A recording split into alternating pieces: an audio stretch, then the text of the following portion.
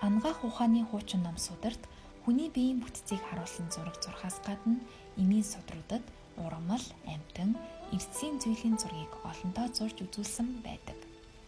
Тухайлбал 20 бурайдын худаа овгийн ууш ванчингийн 1847 онд бичсэн элдв зүйлийн эмийн нэр тодтогсон бичиг хэмээх гар бичмэлд Эрдэнийн эмийн зүйл, Чулуун эмийн зүйл, Шорон аймгийн эм, Шим эмийн аймаг, Тан эмийн аймаг гэх мэтээр хүмүүдийг ангилан олон арван зурагтай оруулсан байна.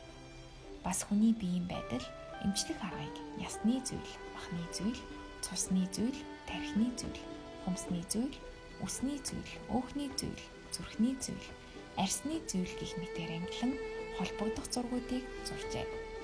Номын хэмжээ 39.5-ыг харьцах нь 55 см хэмжээтэй 118 хуудас байна.